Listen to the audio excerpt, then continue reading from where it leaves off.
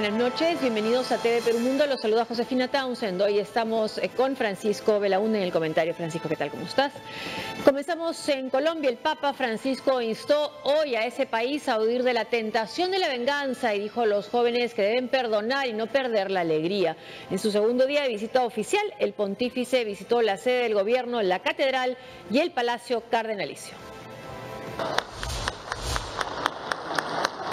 Sonriente y en medio de honores presidenciales, el Papa Francisco llegó hasta el Palacio de Nariño en Bogotá para ofrecer un mensaje a favor de la paz y contra la venganza, la desigualdad y los males sociales. Durante su paseo por la alfombra roja, el pontífice rompió el protocolo y bendijo a los fieles adultos y menores que se le acercaron.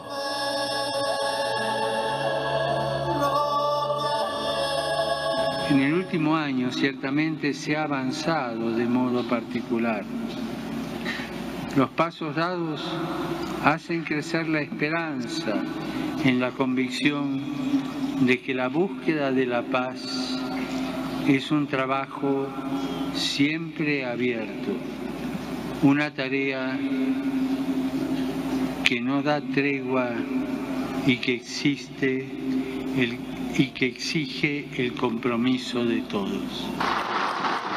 El Papa exhortó a la clase política colombiana a apoyar leyes justas que garanticen la armonía y la paz tras años de división. Además, les pidió ordenar la sociedad y resolver el problema de la pobreza que genera exclusión y violencia.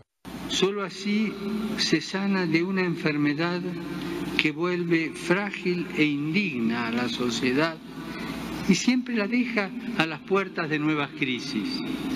No olvidemos que la inequidad es la raíz de los males sociales. A su turno, el presidente y Nobel de la Paz, Juan Manuel Santos, agradeció la llegada del Papa a su país. Confiamos en que su visita abra el corazón y las mentes de los colombianos a la paz que viene de Dios y habita en el alma de los hombres. A esa paz que ahora estamos construyendo. Horas más tarde, tras visitar la catedral y rendir homenaje a la venerada Virgen de Chiquinquirá, el Papa Francisco ofreció un mensaje a la efervescente juventud colombiana que lo esperaba en la Plaza Bolívar. Vuestra juventud los hace capaces de algo muy difícil en la vida: perdonar. Perdonar a quienes nos han herido.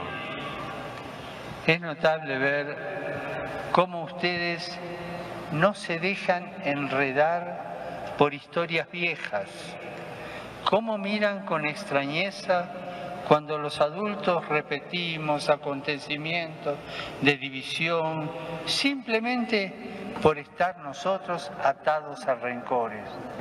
Por la tarde, el Papa se reunió con los obispos del Consejo Episcopal Latinoamericano CELAM y les pidió tener ánimo en ser pastores y mantener viva su pasión por el Evangelio. Bueno, el Papa con su mensaje de reconciliación ha llenado plazas y calles. Colombia está paralizada, según dicen los periodistas que están cubriendo esta visita. Y es importante que insista en la reconciliación porque, por ejemplo, ahora se ha visto que en la reunión que ha habido en el Palacio Presidencial, donde ha recibido el presidente Juan Manuel Santos a el Papa Francisco, han habido ausencias notorias de expresidentes.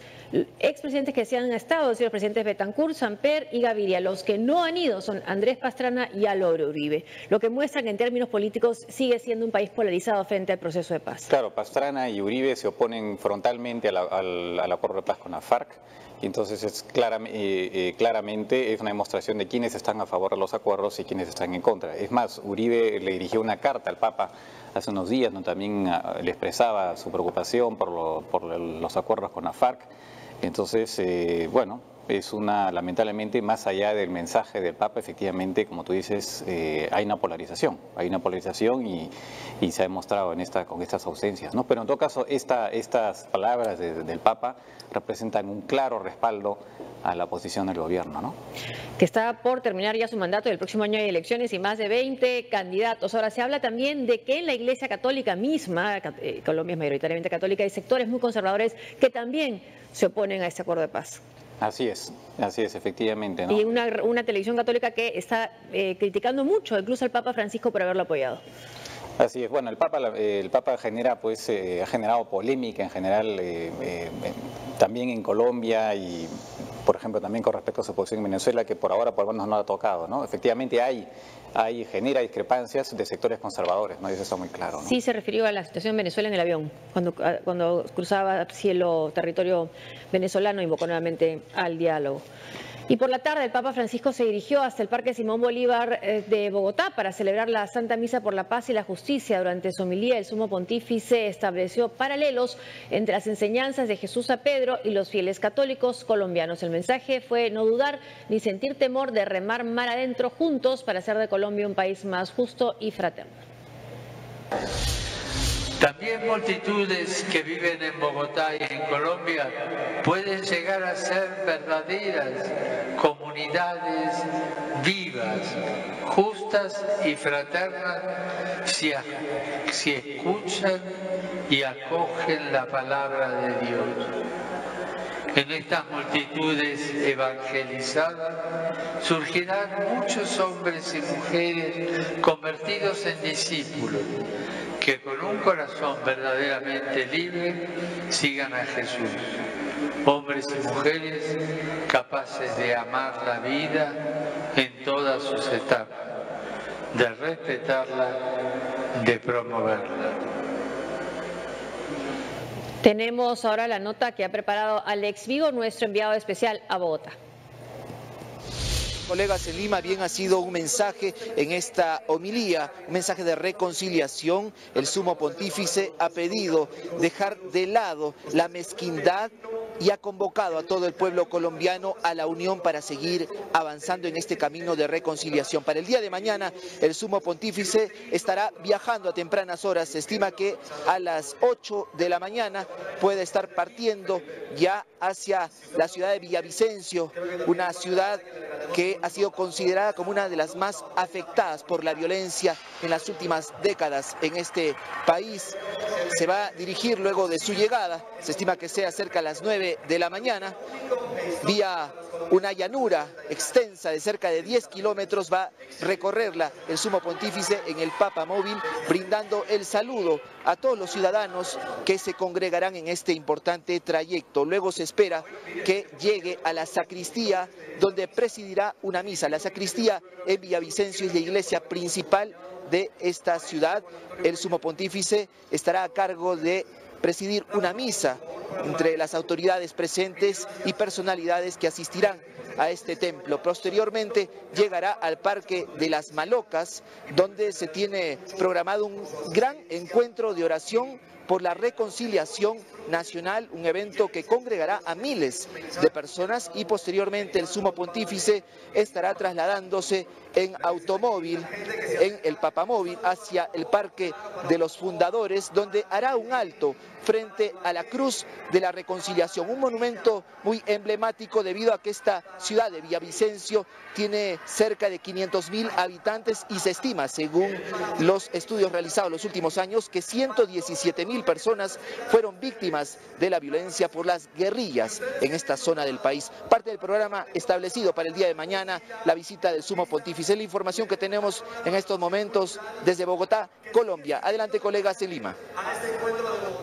Alex, muchas gracias. Y son imágenes también de hace minutos del Papa Francisco, cuando ya antes de retirarse a la Nunciatura para pasar la noche, fiestas típicas colombianas, en esta gira del Papa solo a Colombia. Esta vez no va a ir a ningún otro país de la región, lo que significa, lo que le da un valor especial a este viaje, a este país que está en pleno proceso de paz, ¿no? Y que el Papa invoca la reconciliación. Lo que pasa es que hay todavía temas pendientes en ese proceso, sobre todo el de la participación política y el de la justicia con respecto a la FARC. Sí, efectivamente, que pueden encontrar algunos obstáculos incluso a nivel de la Corte Constitucional, ¿no? Y hay debates también en el Congreso. Son temas que todavía tienen que ser, digamos, no están todavía, ya establecidos plenamente. Recordemos que hay este sistema que permitía el fast track, o sea, una aprobación más rápida, pero que está siendo finalmente más lento de lo que se preveía. Entonces ahí hay un problema que se puede presentar, ¿no? Vamos a seguir cubriendo la visita del Papa entonces a Colombia con sus escalas en Cartagena, en Medellín también, que va a tener un especial significado por la violencia que ahí se vivió. Vamos ahora a otro tema. Un éxodo se aprecia en la autopista de Tampa, en el estado de Florida, por donde miles de personas huyen ante la próxima llegada de Irma. Y es que el paso del huracán mató a 3 personas en Puerto Rico y se mantiene en categoría 5 tras asolar varias islas caribeñas. El pánico se apodera de Florida. Miles de residentes se dirigen al norte para buscar refugio ante la llegada del huracán Irma, proyectada para este domingo. Otros acudieron masivamente a los supermercados para abastecerse de productos básicos. El gobernador del estado de Florida, Rick Scott, instó a sus conciudadanos a estar preparados. El Centro Nacional de Huracanes informó que el huracán Irma sigue siendo una peligrosa tormenta de categoría 5. Los cayos de la Florida deben estar preparados. La tormenta podría causar grandes impactos en ambas costas del estado.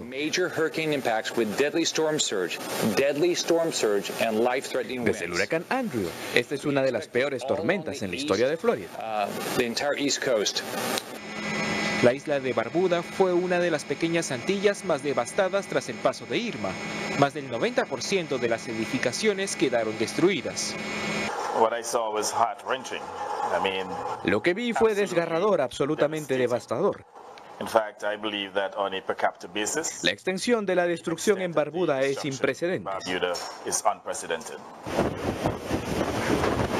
En Puerto Rico, la furia de Irma mató a 3 personas. Las calles de San Juan mostraban árboles caídos y las torres de control colapsaron. Las pequeñas Antillas como Saint Martín y San Bartolomé fueron destruidas. La ciudad cubana de Guantánamo, tras ser afectada por el huracán Matthew el año pasado, viene preparándose para el paso de Irma, que amenaza con ser el más severo en décadas. Por disposición de la primera ministra británica Theresa May, buques de la Armada del Reino Unido se desplegaron hasta las Islas Vírgenes y las Islas Turcos y Caicos para rescatar a los damnificados. De igual modo, la Armada holandesa inspeccionó los daños en el Caribe neerlandés. El poderío de Irma es captado mediante esta animación de la NASA a su paso por el Caribe con dirección hacia el estado de Florida en Estados Unidos. También la Agencia Espacial Estadounidense difundió una vista tridimensional del temporal tras recopilar los datos de Irma en una misión conjunta con su par del Japón. Y desde el espacio, Irma no deja de sorprender. En las imágenes captadas desde la estación espacial, el huracán luce como un gran agujero amenazante sobre la Tierra.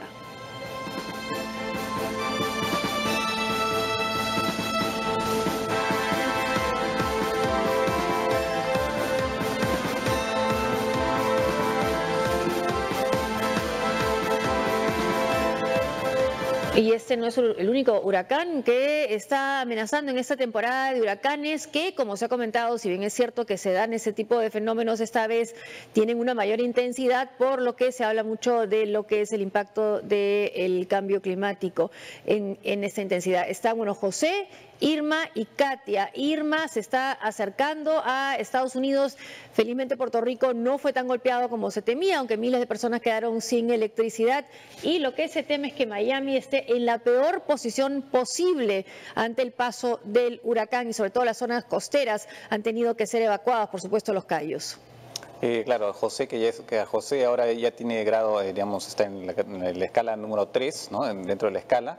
Y en el caso de Florida también se teme mucho por el sur de Florida, ¿no? Porque se hace una comparación con respecto a lo que pasó el año 92 con el huracán Andrew, que generó pues devastación y 65 muertos. Ahora la diferencia es que 25 años después hay 6 millones más de habitantes, porque ha habido un desarrollo exponencial en el sur de Florida y por lo tanto lo que significaría que el desastre podría ser aún bastante mayor, ¿no? Bueno, esas son las imágenes de Antigua y Barbuda de ayer que estamos viendo. Sí, su primer ministro habló del 95% de la isla devastada y dijo que esto no es una hipérbole, que ese era el nivel de destrucción. Bueno, y ahí lo estamos viendo arrasada, esta isla que es parte del Commonwealth y que está en el Caribe, un poco más hacia el Atlántico con respecto a la isla de Puerto Rico, que hasta ahora se ha salvado de un golpe mayor del huracán Irma.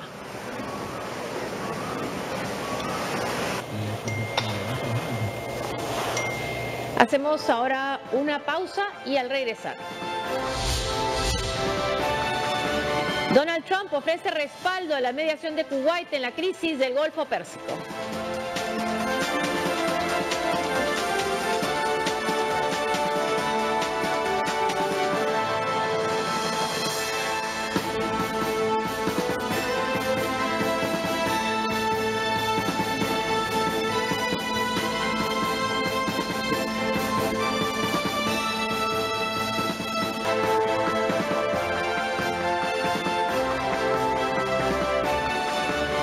El Tribunal Constitucional de España suspendió la ley del referéndum aprobada 24 horas antes por Cataluña. Como respuesta, el Parlamento catalán ha pedido investigar las responsabilidades penales de Mariano Rajoy y otros funcionarios de su gobierno, por lo que considera una conspiración para frenar su movimiento independentista. El gobierno español consigue retrasar cualquier consulta de secesión.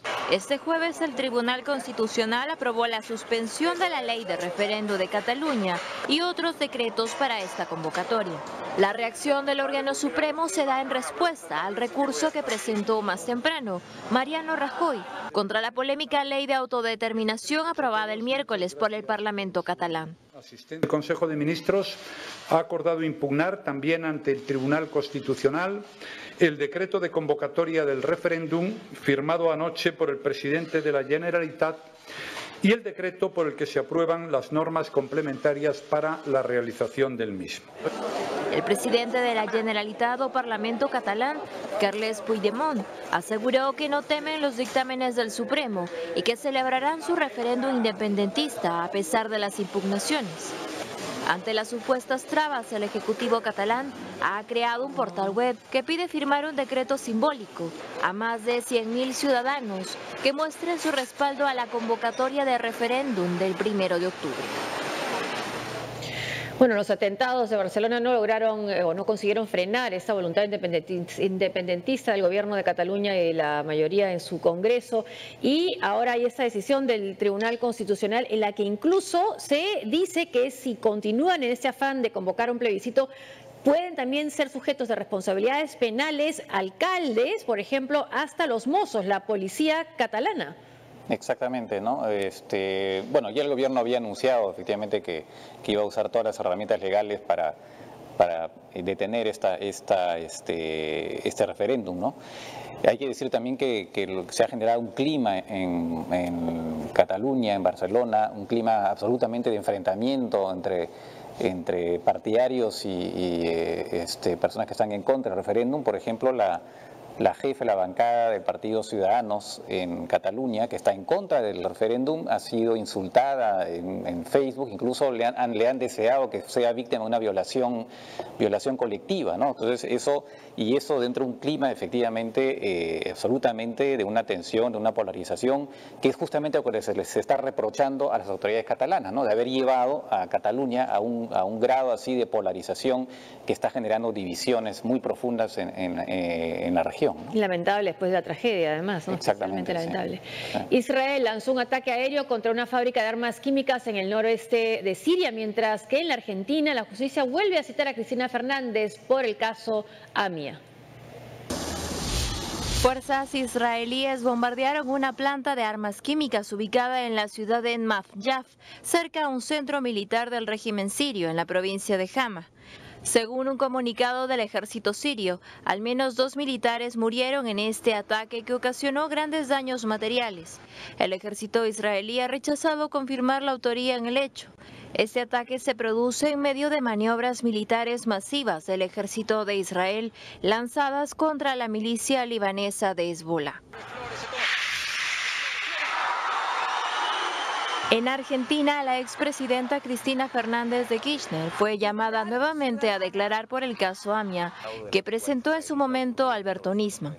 El fiscal federal Gerardo Pollicita le pidió al juez Claudio Bonadio que convoque a la exmandataria y a su ex canciller Héctor Timerman por el delito de encubrimiento a Irán en relación con el atentado a la Mutual Judía de 1994. Las sospechas del fiscal se sustentan en llamadas telefónicas entre dos de los sospechosos del plan criminal que afectó a AMIA y que tendría relación con la secreta firma de un pacto desde la Casa Rosada para encubrir a los responsables. Este ataque se produce en medio de maniobras militares masivas del ejército de Israel lanzadas contra la milicia libanesa de Hezbollah. Bueno, ¿qué significa esta acusación a Israel de haber atacado una fábrica en Siria?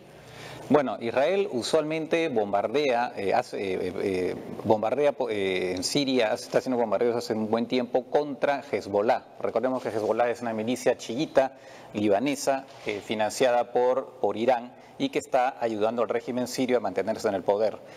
Para Israel, Hezbollah e Irán son enemigos a muerte y por lo tanto no puede tolerar que, por ejemplo, Irán le entregue armas a Hezbollah y se ha dedicado a bombardear convoyes de armas para Hezbollah. En este caso es un poco distinto porque ha atacado directamente una instalación del gobierno sirio, ¿no? Y esto algunos analistas israelíes lo ven, en la prensa israelí, lo ven como un mensaje a Rusia y a Estados Unidos, como diciéndoles en el marco de las negociaciones que están haciendo para que haya una, cese al fuego, se tomen en cuenta también los intereses de Israel, que básicamente lo que quiere Israel es que no hayan tropas de Irán y de Hezbollah cerca de su frontera, porque lo considera un riesgo. Entonces, como no le han hecho mucho caso, se dice que es una manera de decir tanto a Rusia como a Estados Unidos que ellos pueden tirar al agua esos acuerdos de cese al fuego.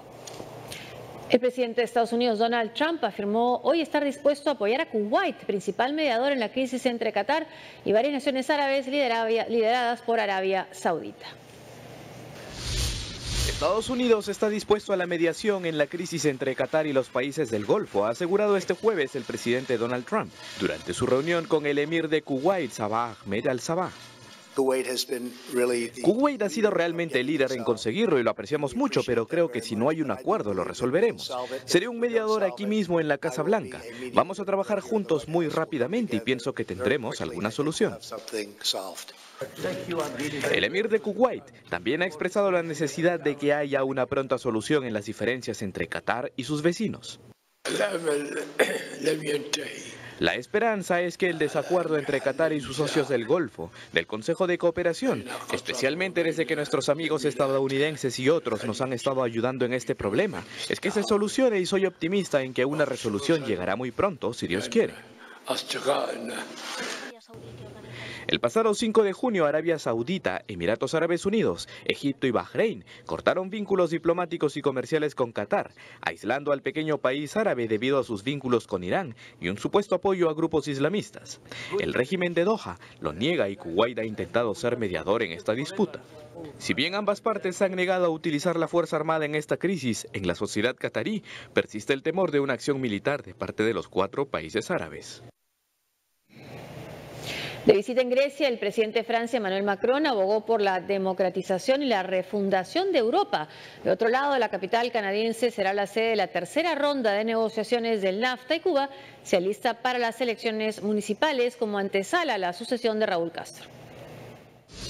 Desde la Acrópolis de Atenas, cuna de la democracia, el presidente de Francia, Emmanuel Macron, apostó por la democratización de Europa, así como por la reducción del aparato burocrático del bloque continental. Durante su visita a Grecia, Macron se reunió con el primer ministro Alexis Tsipras y abogó por el fortalecimiento de la gobernanza europea y por la independencia política del Parlamento de Estrasburgo, con el objetivo de refundar la Unión Europea.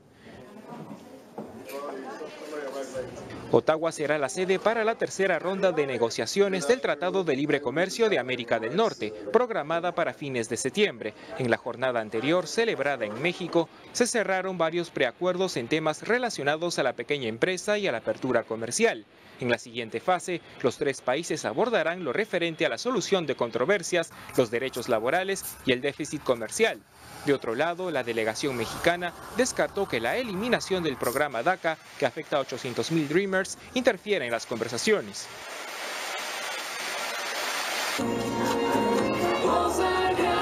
Cuba se prepara para celebrar elecciones municipales en el mes de octubre, como paso previo al proceso presidencial que definirá al sucesor de Raúl Castro. La disidencia ve en los comicios una oportunidad para tener una mayor presencia política a nivel nacional. Por esta razón, un gran número de delegados fue presentado ante las autoridades. Se estima la inscripción de 35.000 candidatos para las 168 asambleas municipales de la isla.